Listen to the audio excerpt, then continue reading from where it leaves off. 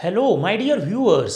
बहुत सारे छात्रों की एक समस्या होती है और वो होती है मेमोरी। वो ये कहते हैं कि हम कुछ पढ़ते हैं या सुनते हैं या कहीं से सीखते हैं तो उसके बाद में वो हमें याद नहीं रहता। और बहुत सारे छात्रों का ऐसा होता है, अगर उन्होंने बस एक ही बार सुना या देखा या पढ़ा तो उसके बाद उनको वो याद रहता है एक बहुत लंबे समय तक, और कभी कभी तो पूरा जीवन भर। लेकिन उन छात्रों का क्या जिनको याद नहीं रहता, जो भूल जाते हैं, तो ऐसा क्यों होता है कि वे भूल जाते हैं और उन्हें याद नहीं रहता? तो देखो, इसका रिलेशन है जो है वो मेमोरी से है। किसी किसी की मेमोरी शार्प होती है, किसी की थोड़ी सी ऐसी होती है, डल होती है, वो जल्दी भूल जाता है। तो अगर हम भूल जाते हैं तो हम क्या करें? तो अपने काम को करना बंद कर दें, फिर हम कुछ सीखें नहीं क्या? तो ये भी तो उचित नहीं है ना। तो देखो, हमें क्या करना चाहिए? अगर मैं अपनी बात करूं तो मेरी खुद की मेमोरी अच्छी नहीं थी, but I wanted to learn English. और जब इंग्लिश सीखोगे तो वर्ड मीनिंग्स का याद रखना तो बहुत ज़रूरी है। लेकिन अगर आपको वर्ड मीनिंग्स याद नहीं होते तो लैंग्वेज आपकी इम्प्रेसिव नहीं बन पाएगी। पर याद कैसे करें? हम भूल क्यों जाते हैं, है ना? This question arises in everybody's mind. तो मैं यहाँ बताना चाहूँगा, बहुत अच्छी मेमोरी तो किसी की भी नहीं होती। मेरी भी नहीं थी। मेरी मेमोरी अच्छी नहीं थी और मुझे ये पता था कि मेरी मेमोरी अच्छी नहीं है। लेकिन मैं वर्ड मीनिंग्स को हर हाल में याद रखना और याद करना चाहता था। पर मेरी मेमोरी अच्छी नहीं है तो मैं क्या करूं? छोड़ दूं क्या? नहीं। तो मेरी मेमोरी मुझे पता है कि अच्छी नहीं है, तो मैंने क्या किया? मैंने थोड़ा सा डर डर के लर्निंग की, कहीं मैं भूल ना जाऊं। राइट? तो फिर इसका मैंने सोल्यूशन निकाला। तो इसका एक ही सोल्यूशन है। अगर आपको डर लगता है कि आप वर्ड मीनिंग्स को भूल ना जाओ तो उनको रिवाइज करो। जी हाँ, मैं उनको लर्न करने के बाद मैं ऐसा ही करता था। मैं जो भी शब्द सीखता था उन शब्दों को एक जगह लिख लेता था। कई बार अपने हाथ पे ही लिख लेता था, कई बार पीस ऑफ पेपर पे लिखता था मैं। और उसके बाद में मैं आजमाइश करता था उन शब्दों को देख के कि क्या मुझे उनके मतलब यानी कि मीनिंग याद हैं या नहीं। तो देखो क्या होता था, मैं हर 2-4 घंटे के बाद में उनको देखता था और खुद को आंसर देता था मैं कि मुझे ये याद है या नहीं। तो जिन शब्दों का मुझे आंसर पता होता था उन्हें फिर मैं बाद में हटा देता था, पर जिनका मुझे मीनिंग याद नहीं होता था मैं उन्हें हमेशा लिख के रखता था और फिर उनके मीनिंग को जानता, फिर दोबारा उन्हें लर्न करता, रिवाइज करता था। तो इस तरह से वर्ड मीनिंग्स को मैंने लर्न किया। Revision is very important.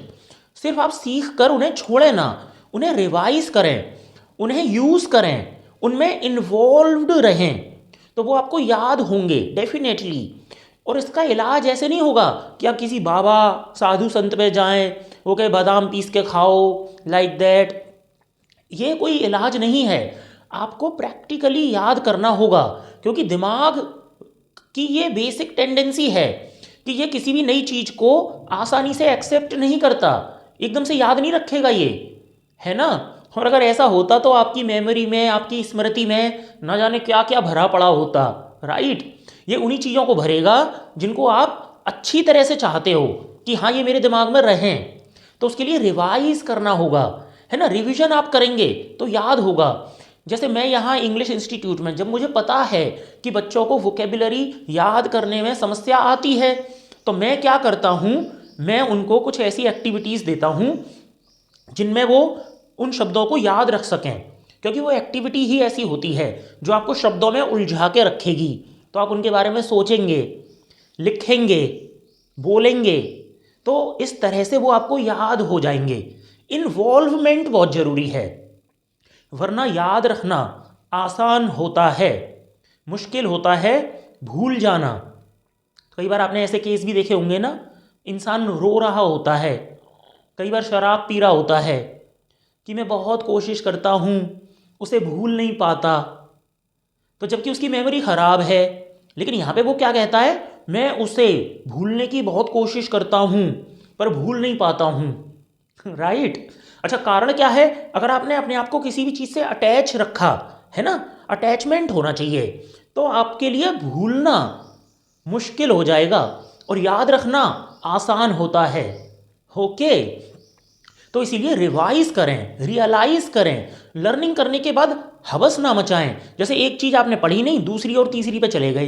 अरे उस पहली चीज़ जो आपने पढ़ी, पहले उसी पे टिकें, रुकें, जब तक वो आपके परमानेंट ब्रेन में ना चले जाए। दो हिस्से होते हैं ना ब्रेन के, एक टेम्पररी और एक परमानेंट। तो आपकी स्मृतियाँ भी ऐसे ही हैं, कुछ टेम्पररी ब्रेन में है, कुछ परमानेंट ब्रेन में है, सब कॉन्शियस माइंड में है। तो जब तक वो सब कॉन्शियस माइंड में ना चली जाएं, तब तक आप उन पर रुकें, टिकें और ठहरें। और आप एक छोड़ के दूसरे से तीसरे पे, है ना, जंप करेंगे।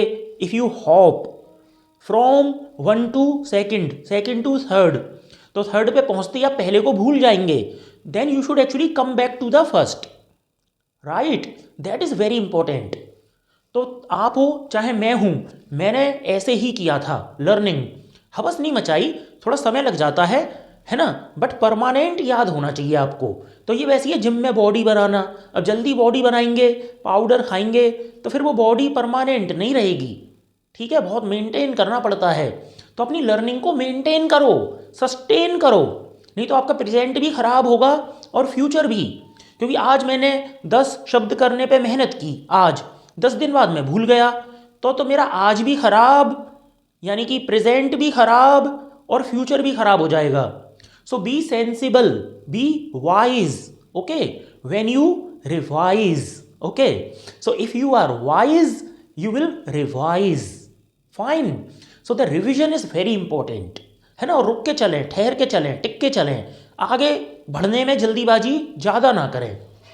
और बिल्कुल ऐसा भी नहीं कि बिल्कुल ना करें, आगे बढ़ ही नहीं रहे आप, है ना, उसी पे रुके पड़े हैं एक ही चीज़ पे, तो ये भी गलत हो जाएगा। So that's how you can make your memory good. अच्छा, मेमोरी तो वही है जो रहेगी आपकी, गुड नहीं होगी। प्रोसेस चेंज कर दो, है ना। मेमोरी तो जो है वही रहती है, बढ़ती नहीं है ये। राइट, तो हमें अपना याद रखने का, करने का तरीका बदलना है।